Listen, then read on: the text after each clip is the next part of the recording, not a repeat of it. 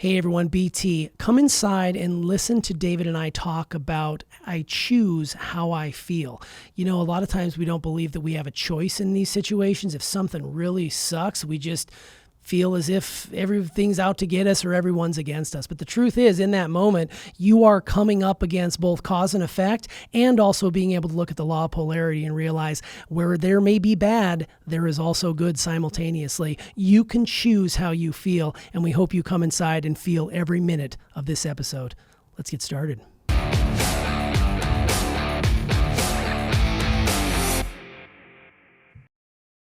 Hey everyone, BT, and welcome to Inside the Episode. Today, David and I are going inside the episode titled, I Choose How I Feel. And I'm choosing to feel great about how this episode went. That's great, me too. How about you? Fantastic. Yeah, why not? So for this episode, you spent the beginning talking about the function of the subconscious mind. And as a refresher for our longtime listeners, who can probably never hear it enough, and maybe as an introduction to our newer audience, can you talk about what those functions are and how being aware of how the subconscious mind works can help a person move forward? Yeah, I sure can. So, you know, the like biologically and historically, the subconscious mind is really a way for us to be safe in an unsafe world. You know, it developed a few million years ago in biology, and it's a couple 100,000 years old in human beings. And its design is so that it notices something that's a threat for a person. So then there's an automatic response. You know, it's fight, flight, or freeze. So the whole idea behind it was an instantaneous response to danger so that the species can procreate and continually move forward, where there's no thinking really involved in its own survival. But what ends up happening is over millennia, over a long period of time, the threats change for human beings mostly, right? And as those threats change, the subconscious mind gets programmed with different levels of threat, different kinds of threat, different meanings about threat. And it's unique in the idea that it can't reject anything that is placed in it. It can only accept information that it's put in it. And then it takes that information and it looks for patterns of behavior and patterns of our experience to determine how it's going to respond.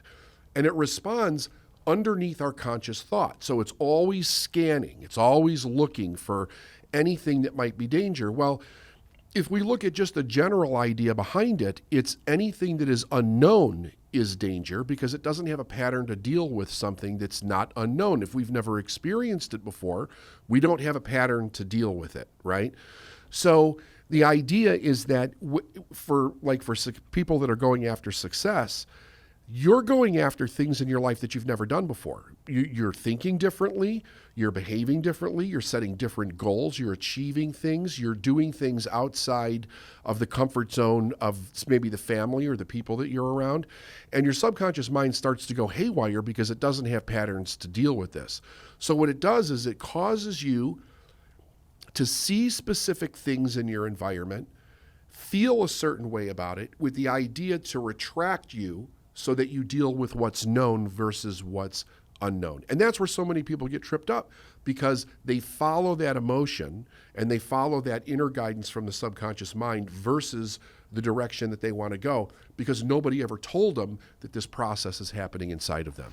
Yeah, I think it's a really tangible idea, and the way you lay it out is so easy to understand that it's always working in the background, always scanning, always looking, and always trying to keep you to what's comfortable and safe. And a lot of times in this journey that we're on, for people that want to be, really successful, they want to be elite, they're going to have to follow that desire, that intuition within them. And a lot of times that subconscious mind is sort of working against them, if you will. It is. Yeah. Not with the intention of being against right. them, but with the intention of safety and certainty, right? Human beings love to feel certain, and we want to feel safe. But that is relative based on a person's life experience and the things that they were taught. But the subconscious mind develops patterns very early on in order to establish the parameters of that, and it doesn't let go of them easy. We have to really be conscious about the new patterns that we're creating in our life and how we feel about them in order to have a different experience. Yeah, absolutely. Well, those who've attended any of your live events, specifically your Art of Success Summit that you recently did, have seen you teach around the financial set point. And in this episode, you talked about how set points are set up in our life in a variety of different ways. There's social interaction set points, weight set points, health set points, relationships even. Right. Since these areas can be such an important driver of how a person feels about life in general, can you share why this awareness around set points is crucial to a person's success? Yeah, I can. So let's take a financial set point because I think that everybody can relate to that to some degree. What's really interesting about a financial set point is what it really kind of is. So what it is how we experienced money coming into our life, or let's say into our parents' lives when we were little kids, how they earned money, what their views were around money, what they did with that money.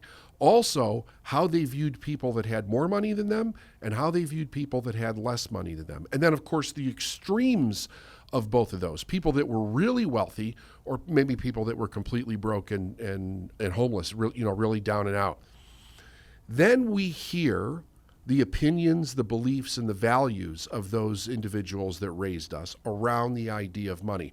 All of these things come together to create this internal set point of this is about how much I expect to earn when I go out into the world, but we don't even really know what that number is. It's more of an actual feeling based on the way we set up our life to actually live our life.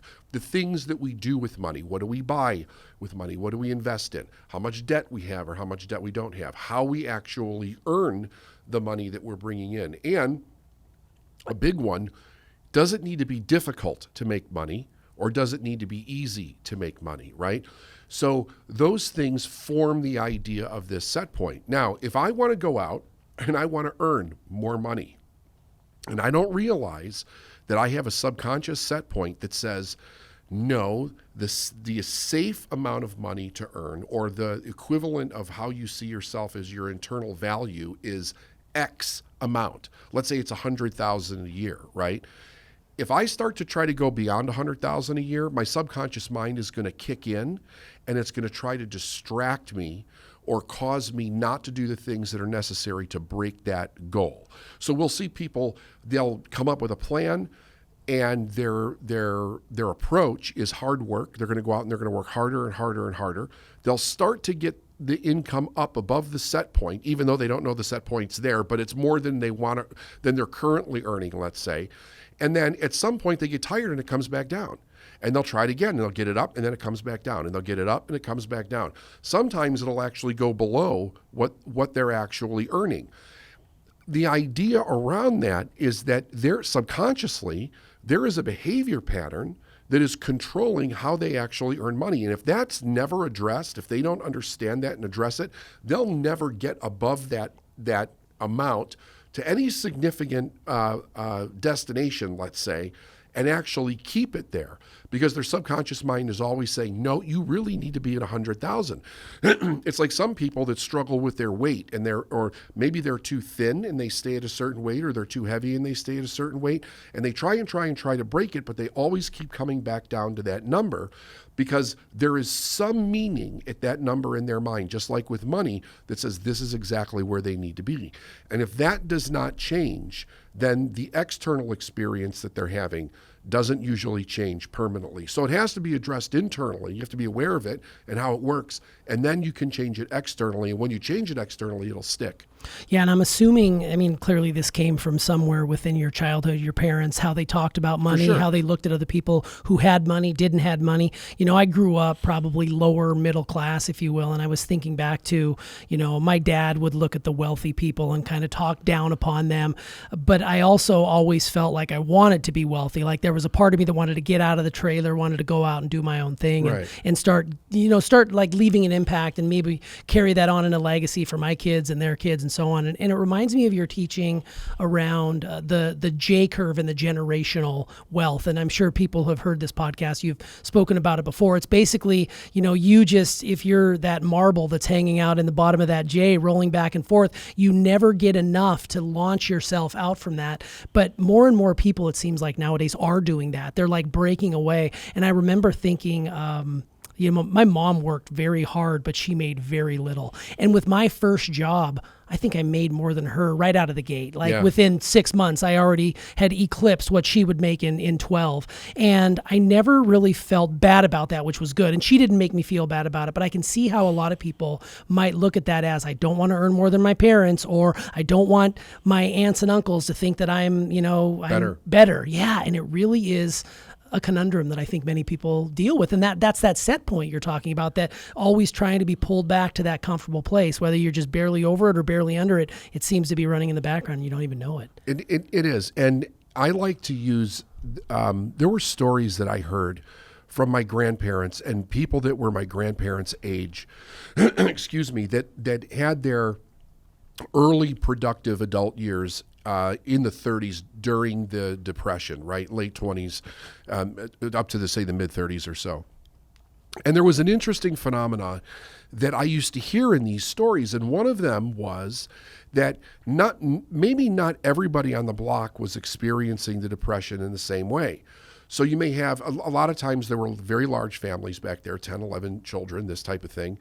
And mom and dad were completely crushed by the Depression. They may be in soup lines or bread lines. They're scrounging for clothes for the kids. They're barely making it. And they're doing everything that they can in their awareness to actually do it. And they come home, they're having dinner or whatever, and one of the kids says, "Oh, Johnny's father down the street got a new Buick today," right? The parents feel about this big. And I remember this one story where the mother said to the children, it was somehow or another, they kind of degraded what Johnny's father did, but the emphasis was put on their father, and they said, at least your father earns an honest living, right? So the indication was that he got this Buick or whatever, and it wasn't honest, that dad works really hard, and even though he doesn't make much, at least he's honest. So there is an attributing good value placed on the poverty that they're actually experiencing. Now, the kids don't know what the parents are going through, but they learn the lesson that they were taught based on the emotion that's going on at this table, and it sticks. So the kid now grows up, and he thinks that it's wrong to go out and be wealthy or do better than the parents do. So he maintains the same kind of level the parents are at and teaches it to his kids. But none of them know what it was like to actually have to work through the Depression, or why they could or could not get a job, what they could do or not do and earn money, and it gets passed down from one generation to the next. And then you get 3-4 generations below that, and somebody's like, why are we living this way? I want to do something more. And they start to do it, and the parents react horribly to them, as if they did something personally wrong to them by wanting to go out and better their life. Almost like a direct insult. Like, you're saying I wasn't good enough as a father or a mother to provide for you. You have to go out and you have to earn more money to do this. And you're probably doing it's not even ethical or something like that. Wow. And those are the kinds of crazy belief systems that are passed down around money. Yeah, it is. It's insane when you stop to think about it, and you really get a sense of, I love why are we doing it this way? Why don't we do it differently? There's got to be something better. Generation after generation, you just do it. And I'm not saying that this generation that's coming up isn't working hard. They're just working differently. And it's very easy for me, who had some backbreaking jobs, working on the railroad, hot summers, doing all those things as a kid, and then seeing, like my daughters doing, like food service, or maybe, not getting out there, not getting their hands dirty, but they're just working smarter, and they're probably making the same wage now that I was making back then. Probably. So it's really fascinating to see how that works, and how those generational cues just keep coming back around until somebody says, look, enough is enough. I'm going to change this, and I'm going to work towards doing something differently. Yeah. The other thing, T, is I think that the kids today, because of the internet, social media technology, are exposed to a lot of different lifestyles that we were not exposed to as kids. We just were not exposed to those lifestyles as being a reality in somebody's life. And today it's everywhere. Like you're exposed to almost every lifestyle there is because of the technology and social media. And I also think that there is a phenomena that's happening because we have more millionaires today than we've ever had before, but more people are making it okay to earn a lot of money. So it was at one time, it was those people over there that earned a lot of money. Well, those people aren't so far away anymore because of the technology and the social evolution that we have as a society. So it's changing belief systems at a different level also as we begin to progress forward. Yeah, it sure is. And that's a good segue into, choosing how we can feel. Because I know there's a lot of, young people out there who are maybe feeling bad about themselves, always seeing it on social media, comparisonitis, doing all these other sorts of things.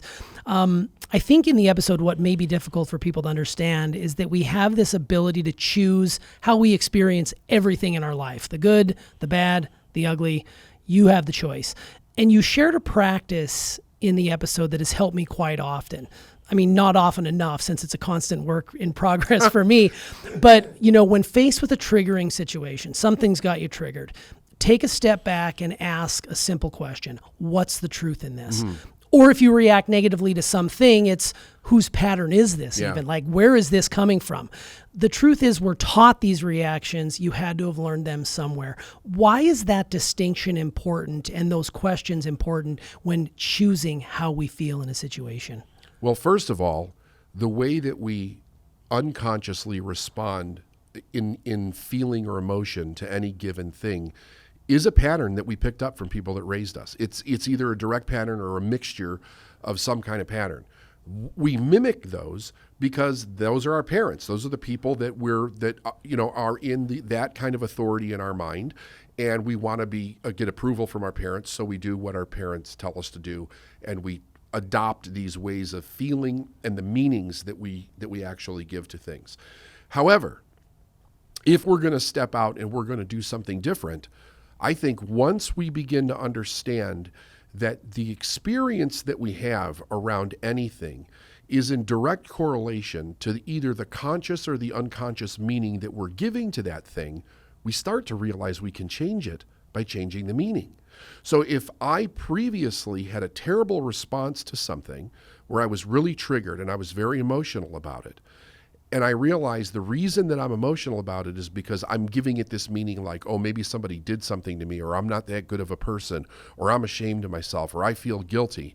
If I understand that I can change the meaning to that and have a different experience, then not only do I want to change the meaning, it almost feels like something that is an absolute necessity for me to do something different in my life. And it is. There is a tremendous amount of truth around that, because as we change the way that we feel, because we've changed the meaning, we also change the opportunity in what it is that we're experiencing. So many times people have had tremendous opportunities, but because of the way they feel about them, they don't take advantage of them. They don't even know that they can. But when you start to change the meaning and you change the way that you feel, you change the way that you see something or the way that you perceive it, you now see the benefit in something, you can take advantage of it and you can actually expand your life. Yeah, and the reality is these things happen every day of your life. Every day day. You're going to be faced with something that could easily send you spiraling because of a pattern you learned from your mom, your dad, your caregiver. And if you don't recognize it today, guess what? There's probably another one coming right around the corner in the next 5 minutes, and you can try it again. Let's say a person isn't recognizing it. They're probably not listening to this show if they don't recognize it. But let's do the reverse for the people out there listening. Let's say that they do recognize this pattern and they say, okay, so now I know that I'm aware of it. Step one, done. What do I do with that next? Do I just practice and try to apply what's the truth and whose pattern is it? I know it's my mom's. What do you do once you get to that point to fix it or correct it? Well, so I'm assuming you've heard this before because I know that I've said it. You've heard happiness is a choice. Correct. Right? Okay. Correct. So let's say that somebody says that to a person that has never really heard it before, and they're thinking about it, and they're thinking, how the fuck is happiness of a choice if every time somebody does this, I feel this way, or if this happens, I feel this way? I'm not choosing to feel terrible. It's just that's what this experience actually is. Then they realize that they're creating it based on the meaning that they're giving to themselves. So now it's kind of like, oh, okay, so you're telling me I can literally change how I experience the world so that I can be happy, so that I can be excited, so that life can be fun and adventurous. What is the step that I have to do that? You ask yourself, what is the truth about the thing that you're experiencing? So there is, anything could happen and any person could give it a meaning. It doesn't mean that it's true, right? So if we want to find out what is the truth about something, one of the things that we can do is we can look at the law of cause and effect, and we can ask ourselves, based on the law of cause and effect, what is this? What actually is this, right? Is it true that the way that the meaning that I'm giving it, is that actually true? Is it true that the way that I feel about this is the only way to feel about it? Or is there another option on the table that I'm just not aware of? And if I say, well, what is the actual truth about this? And I start to really think about it from that perspective, I will see that generally every time there is a different way of thinking about something and there's a different way of feeling about it. And then it becomes my choice as to which one I want to use. Yeah, and that cause and effect law is always in your face and it's always working. And you're one of those, powerful masters who's taught us all of that. And to be able to, in the moment, understand and step back and take that powerful pause is crucial, I think, for any sort of growth trajectory for every person. And it's fascinating because I judge myself a little bit because I don't do it quick enough. It's gotten a whole lot better. I've shortened down the time where I'll take a pause, but I want it to almost be instantaneous. But that's the work that I try. And like I said earlier, if you don't master it right in this moment, guess what? There's another one coming down the road 5 minutes from now. So you'll have another opportunity day in and day out to practice that. But if you hold cause and effect in front of you and realize, don't go to that victim place, because I see a lot of people go into victim blaming, like, oh, it's something, somebody is doing something to me. If you own the fact that, guess what? You're doing it to yourself because you're assigning meaning to something that may or may not be there. I think that's a powerful lesson in itself. So yeah. So I just want to say something that's really clear. When we say that, what we're saying is that the way you're experiencing something is under your control. That's your responsibility. If somebody shoots you, you're not causing them to shoot you, right? If somebody calls you a name or hurts you or steals from you, you're not actually causing that, but how you respond to it is your choice. Yes. And that can determine whether you are free or you fall into a victimized pattern in your life that people then struggle to get out of. Yeah, good distinction. Yeah, thanks for clarifying that. That's perfect. So let's shift for a moment to sales. This is a really shifting statement for anyone out there who has a program of not wanting to be too salesy when they're pitching their products, because we have a lot of people who are in a business where they're selling to potential clients. And you have said for a long, long time, sales is not something you do to someone, it's something you do for them. Right. How did that help you become more comfortable when you were first starting out in your own sales journey to where you are today? Well, it was a weird thing. I had been in sales on and off most of my life, and I just never realized it, right? So I had a paper route. I had to sell papers. I had to collect the money for the papers. I did various different things I won't get into. It just all kinds of different odds and end jobs, right? That in some point or another, it involved sales to some degree. So when I start my business, for some reason, I was like, I don't really want to sell. I just want to teach. And I knew in the beginning that I was going to have to, and that was fine. I accepted that. And all of a sudden, I was getting more and more resistant to picking up the phone and actually selling. And I didn't know why. I really didn't know. I just knew that phone became 5,000 pounds. And I went for a whole week one time and not made one call. And towards the end of the week, I realized I can't do this again. I have to fix this now. I can't do another week of this. I'll be out of business. Right. So I called my mentor and I said, I'm having this problem. I don't know why I'm having the problem. And he said, well, I know why you're having the problem. And I was kind of shocked. And I said, you do? And he said, yeah. He said, you think sales is something you do to someone. He said, it's not. It's something you do for them. Now, I have said this to, I can't tell you how many people in my career, but I don't know that anybody's ever had the reaction that I had when I heard that, because when he said to me, you think it's something you do to someone, I did not know that I had a belief that sales was actually doing something that was not very nice or actually slimy to a person. I didn't know I had that belief. Once I realized it, I could easily tell where it came from, because I had heard stuff like that my whole life about salespeople. But I didn't know that I actually believed that. And then when he said, it's not, it's something you do for them, I had already had the experience of maybe 2 years, I would say, of dabbling in coaching. And I realized what coaching was. It was really helping somebody buy into a new belief for themselves to do something that empowers their life. And all of a sudden, I saw the two come together in my mind. I'm like, this is nothing more than a coaching conversation. It's just the end result getting them to a yes or a no for what's good for them.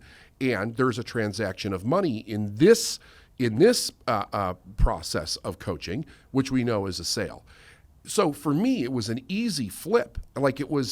I totally understood. I saw something completely different in its truth. And prior to that, I was under this delusion that it was totally something different. It was life-changing for me because from that point on, I never had a problem with sales again. Yeah. I mean, it's your driving statement too. How can I help this person? It's what you do. It's what you do best. So when you would get on calls you've mentioned before, or when you're working with someone, how can I help this person is running on a loop in your head.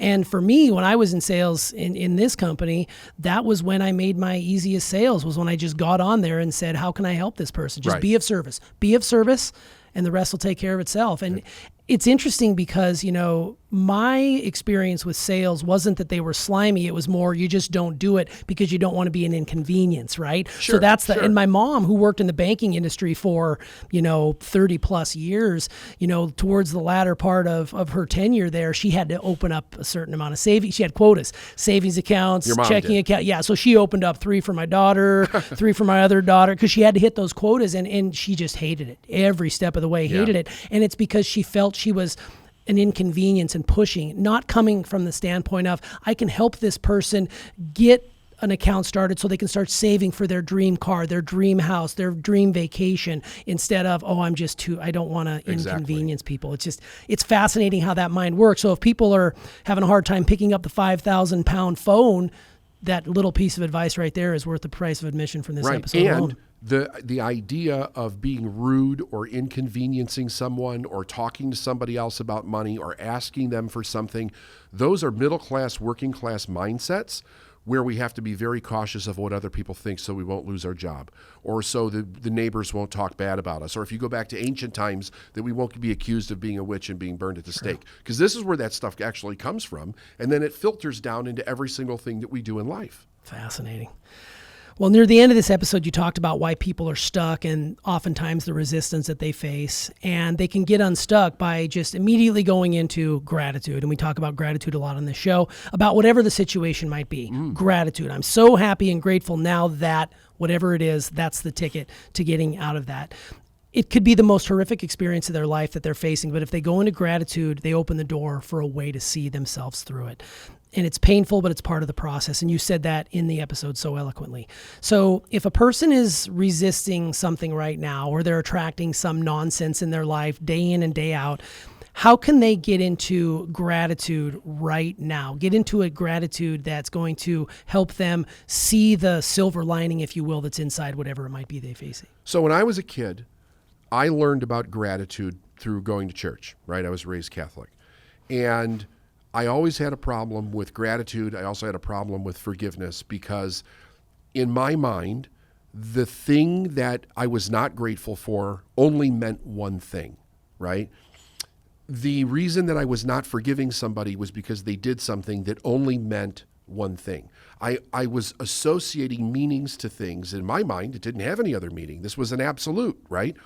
When I started to study and learn, and I realized that there was a law called the law of polarity, and that everything had two sides to it. So if you were experiencing something that was not good or not nice or not beneficial, it also had another side that was. And the problem is that we're not really trained to look at that other side. We're given absolutes of what is not good in our life, and it's not always 100% true. There's another side. So when I learned that, I started looking at the different sides of things that I was experiencing, and then realizing I have every reason in the world to be grateful, because even though I'm experiencing pain because of some change or whatever I'm going on here, there is a great benefit over here, right? So it wasn't just, hey, do this anyway because it's the right thing to do. There was a reason behind doing it where there actually was something to be grateful for. And I think most people don't know that. And when they learn it, it's so much easier to practice something because it doesn't feel like you're going against your own internal way of defending yourself or keeping yourself safe. Yeah, I mean, gratitude is a huge part of your life. It's a huge part of this company, and it's a huge part of our core values. It should be a part of everybody's daily practice, really digging into what kind of person you are and how grateful things are. Even in the darkest of times, you can find something absolutely. to look forward to. Well, I will say that this has been great. We can all choose how I feel. I feel really good right I'm now glad about you feel this. good. I got my daily ass whooping here, and this is really powerful. And I would just leave everybody out there with, one of the things that you've said, David, about, the card you carried in your pocket for all those years. I'm so happy and grateful now that make that a part of your daily practice, and good things are going to happen. So thanks for coming inside. You bet, man. All right, there you go. You choose how you feel. You can do it right now. You can make the most of any situation. And I think David puts it so well. Go back and listen to this a few times because it's an extremely powerful reminder that you are in the driver's seat.